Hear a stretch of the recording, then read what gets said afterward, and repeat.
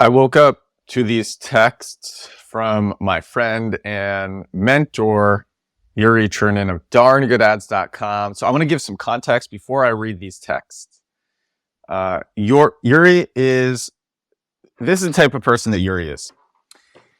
He gives some of the best advice out of anybody that I know, but he gives it in the worst way out of anybody that I know.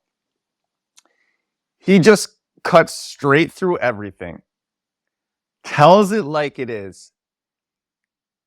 And he doesn't do this on purpose, but he does it in a way that is painful. And so even though he gives great advice, it's very hard to take it initially, and it takes around 6 months for the advice to kick in, because your ego needs to wear off from it. And yeah, so he gives, and actually, since I've really personally focused on just bringing as little ego as possible to everything that I do, now when Yuriy gives me this amazing advice and he does it in a way that is so grating, I'm able to take it. I'm a lot better able to handle the advice. And I'm very appreciative of Yuriy, because it's like you have I like friends like this, where you have kind of a magic 8-ball, like an oracle. These friends are pretty much always right.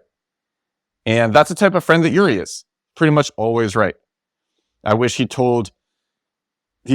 gave his advice in ways that wasn't as grating, but it is what it is, and it's great advice. And Yuriy gives amazing advice. If you have friends like Yuriy and they give their advice in ways that kind of hurt, keep them around, because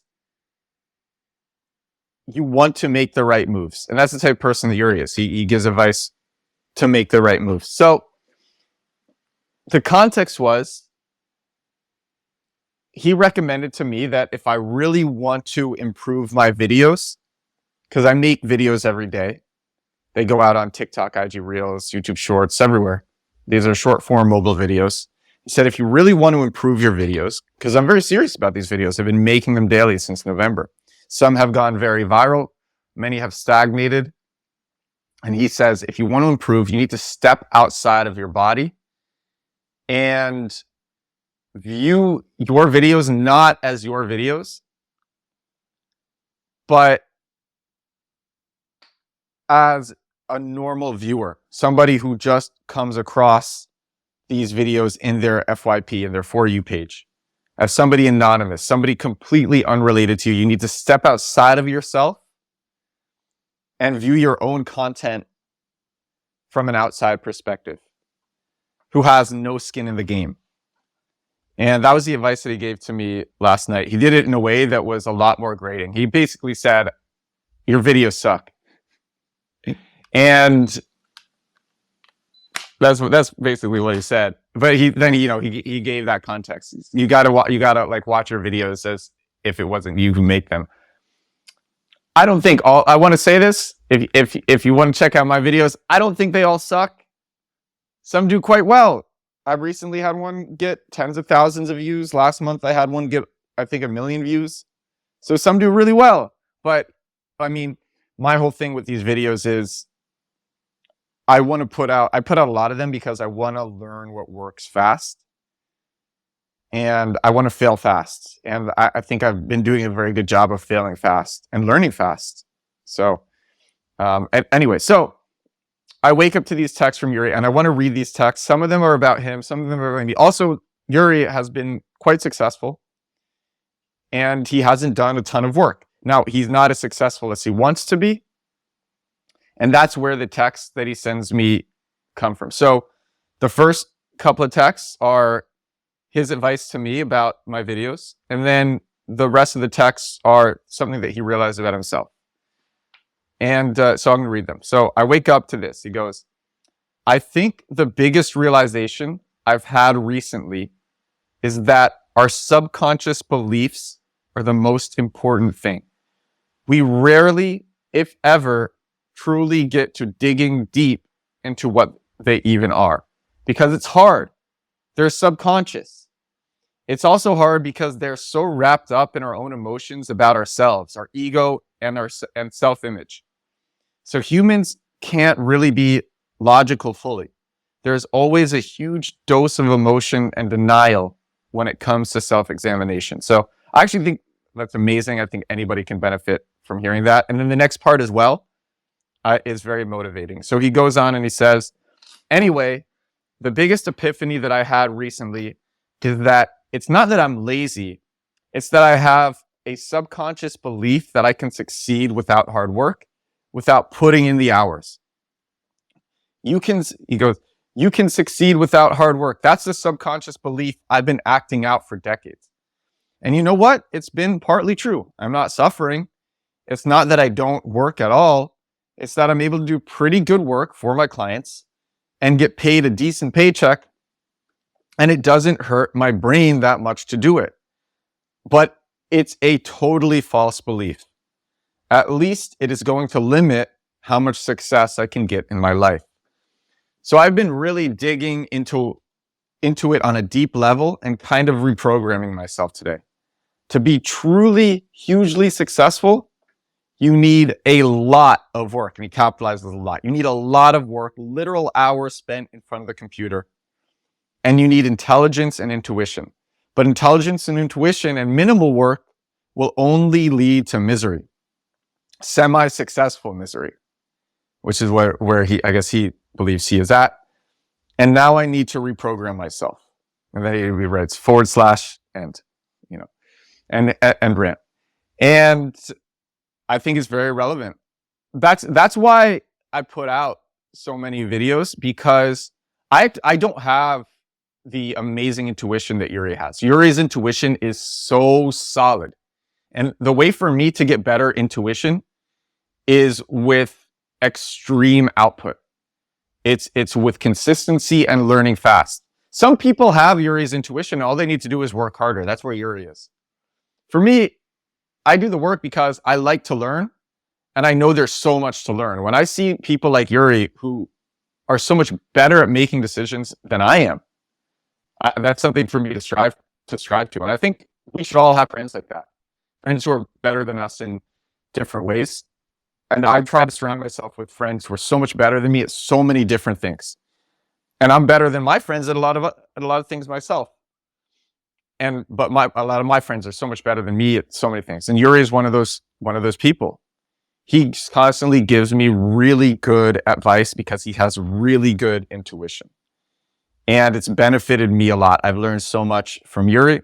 And so I hope anybody listening learns from the texts that Yuriy sent me and about the story and the conversation that Yuriy and I had last night. So that's what I woke up to. All right, so I have two more things that I want to talk about on today's episode. Welcome to episode number 11 of The Edward Show. This is a daily podcast that I do. I do it because it's fun. I like to talk about these things. It's great. Great to have an outlet to talk about things that I'm passionate about. Right now, what I'm super passionate about is viral marketing. It's about achieving go-to-market, about getting users, about getting customers, and about business and different things that I'm learning in business and technology each day. So the next thing that I'm going to talk about is Fuck Jerry. Fuck Jerry is an extremely successful viral marketing agency.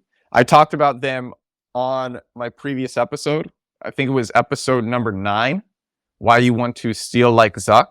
I think that's what it was. And I said on that previous episode, stealing other people's content. I mean, I use the word steal because it's more provocative. But copying other people's content is actually a really great strategy. Copying people's ideas and content's happened to me. I've done it to people, and so many others have done it to so many other people. So I'm going to talk about the origin of Dudewithasign, which comes from Fuck Jerry. I think everybody knows Dudewithasign. It's an Instagram handle. at Dudewithasign, and they created that dude who holds up, or Dudewithasign is the dude who holds up the cardboard sign with stuff written on it. And that was created by Fuck Jerry. And so here's basically what happened. So I think like a few years before Dudewithasign was thought of and created, Fuck Jerry was this Instagram meme page where they just posted other people's viral images and tweets from around the internet. And it was all different people. And that's what it is now. It's just anything that's going really viral, they post it. And that's what they do. So that's taking other people's content. And I'm not saying this in like a jealous way or an insulting way. Like, I think this is a great strategy. I literally do this myself with certain pieces of content. So that's what they did. And they got quite big doing that.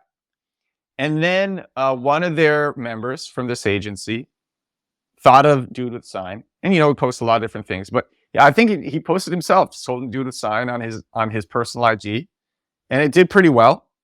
And so then Fuck Jerry created this account at Dudewithasign, and then they used their existing popular meme channel to make Dudewithasign big. And that's how it got big. And now everybody knows Dudewithasign. And it got its traction from its initial posts. I mean, it was a good idea that was just flamed with this other successful account that was created off the backs of other people's content. And I think that's a pretty cool lesson. And now it's huge and it's milked and it's copied itself, because a lot of people from all different countries who have no affiliation with Fuck Jerry, they make their own version of Dudewithasign. And I think this is a very interesting lesson. I said this in the previous episode, number 9. It's cooler to be Steve Jobs. It's cooler to be like the completely original inventor, that's super creative. But it's easier to be Mark Zuckerberg, who just copies like popular features, like stories from Snap or Reels from TikTok or now Threads. It's just easier. It's easier to do that. And I think everybody eventually also has like their own good ideas. Like I copy a lot of people's viral content. I do it in my own spin. That goes viral, but sometimes I think of my own things and that also goes viral. And yeah, I think I think don't be embarrassed if there's something that you want to use and it's from somebody else. Give credit where credit is due, but don't feel embarrassed. Don't feel bad like you're not being original. I think taking all the best ideas that we find and doing it without ego, that's what creates success.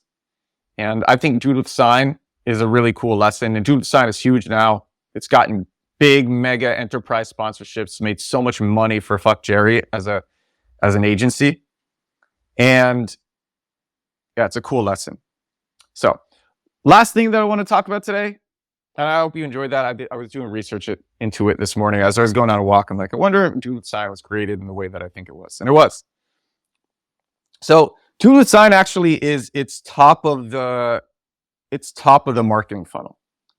So what do I mean by that? So I want to actually explain what the marketing funnel is. There's 3 parts of the marketing funnel. You have top of funnel, mid funnel, and bottom of funnel. Part of the reason I want to explain this is because I talk about this a lot with a lot of the different marketing that I do, but it's also something that a lot of people I found, they don't know intuitively. They don't know what it is intuitively. I go to events every day here in New York City, business and tech events, and I meet a lot of people and I try to talk to them about it. And they give me this blank stare. I'm like, do you know what top of funnel means? No. Do you know what bottom funnel means? No. So I'm going to explain it on this podcast. I think it's useful to know. So we have top of funnel. This is the widest part of the funnel. I mean, it's literally like imagine a funnel. This is the top of the funnel, and this is the widest part. And it's really exploratory. It's people don't know what they want, and you kind of just want to get people to become aware. And so with viral content that hits all demographics, like with what Fuck Jerry is doing or what some of my videos have done, that's super top of funnel. I'll give you a more specific example, and I'm going to refer to this example throughout as I explain top of funnel. So we have a startup called reverb.chat, and I did some of the best SEO, search engine optimization, of my life for this startup. It's really amazing what I was able to do. So this was during COVID. Reverb.chat, we found that like a lot of people in education, a lot of professionals in education use reverb.chat for their classrooms, for their students. And we had a huge education audience. And so this was during lockdowns. And I noticed that people were searching, will distance learning be permanent? They were searching this on Google. And the top ranking article for this was the New York Times. And so I put together an article, will distance learning be permanent? And I put it up and I sent it to Google Search Console to add it to Google's index. And within 5 minutes, I was ranking #1 on Google for will distance learning be permanent? This was during lockdowns. We got so much traffic from that. And we were literally outranking the New York Times. And that was completely top of funnel because it had like a little bit to do with our business, which is a cloud-based voice recorder, but really very little. And that created awareness about our brand. So that's what top of funnel is. Top of funnel is viral marketing. It's hitting things like that. It's you might have like somewhat of a specific demographic, but it's not super specific. And it's definitely not people who are immediately looking to buy or use what you're offering. So that's top of funnel. Then you have middle of the funnel. This is where you're giving more information. You want the people who are viewing this content in the middle of the funnel, this marketing in the middle of the funnel, they are doing considering. It's a consideration stage. An example, a very easy example would be our landing page for reverb.chat. It says what our product does. That's a very simple example of mid-funnel marketing, middle of funnel marketing. Or I think if you have an email list and it's people who resonate with a lot of the things that you say in your brand and you're sending emails to that list, that can also be seen depending on like how targeted those emails are. That can be seen as an example of middle of funnel marketing. So that's a very simple, it's a consideration stage. You know, the top of funnel, that's the awareness stage. And the middle of funnel, that's a consideration stage. And then you have the bottom of funnel. And this is the part that I'm actually really passionate about because the bottom of funnel is where I think a lot of the crazy opportunities lie. And what a lot of this podcast is it's me finding opportunities that other people aren't seeing, or my friends finding opportunities and me sharing them. And so what I did with the reverb.chat is I noticed that, so bottom of funnel is people they know what they want, and they don't necessarily, with Google, they don't necessarily know the brand that will give it to them. But they know what they want, but they don't know what brand will give it to them. But they know what they want. So that's bottom of funnel. People know what they want. They're ready to use something. They're just like, give it to me. I'm ready to use this. I'm ready to buy it. Give it to me. And I found that bottom of funnel keywords, and a keyword is just something that somebody searches into Google. Bottom of funnel searches, they're really not competitive, even though they have a lot higher conversion because people are looking to use what they're searching for. But they're not competitive because so few people search for them. It's the bottom of the funnel. The funnel should also be seen at volume. At the top of the funnel is the most people. Middle funnel, middle. Bottom, very few people. Because these are the people who are just ready to use it or purchase. And so these keywords, these searches were not competitive. And I made a whole page. You can go to it. It's reverb.chat/uses. And you can see all of these bottom of funnel landing pages that I made for Google. And a lot of them rank. If you Google yourself, students record themselves reading. This is a very simple use case. Teachers search this on Google when they want a tool to have their students record themselves reading. And we show up #1 because of a page that I wrote. And that's the bottom of funnel. That's a very simple example of like bottom funnel. People are ready to use. And this is interesting because one, it's a crazy opportunity, because if you go after bottom of funnel, if you go after like the bottom of funnel audience and you do it in a way where other people aren't doing that, that's where a lot of opportunities lie. And that's what I did. That's what I was able to do with search. And this opportunity still exists with search. And I'm actually going to talk about this more tomorrow, because top of funnel search engine optimization, top of funnel, like creating content for Google, but it's at the top of the funnel, that actually doesn't work anymore. The will distance learning be permanent thing, that would, I mean, maybe that would work now still because it's topical. But so what's happening is with a lot of top of funnel searches, people are just going and looking on ChatGPT or Bard or Bing Chat. They're using generative AI to answer. And this is, the market share is going to continue to go towards generative AI, and generative AI does not give you the 10 blue links. It does not give you recommendations into like clicking further. And even if it does, people don't click. People don't go to your site. So you don't get that brand awareness. You don't get brand awareness anymore with doing top of funnel search engine optimization. Plenty of other top of funnel things are still valuable. Top of funnel, viral marketing, that can be good in some cases. But in terms of like search, the internet landscape is changing so dramatically now because of generative AI. And this is a really good and substantive example that where there's going to be a lot of opportunity, and it's creating these bottom of funnel, these pages for these bottom of funnel use cases. And that's what's going to be important in the future as generative AI continues to take up more market share from platforms like Google. And so that's what I'm going to talk about tomorrow.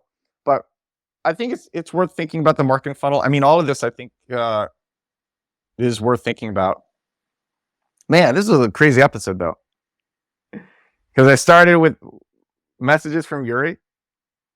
I'll do a recap. Start with amazing messages from Yuriy. I can't believe I have friends like that and I get to get messages like that. And then fuck Jerry is an interesting lesson in itself. Dudewithasign is an interesting lesson in itself.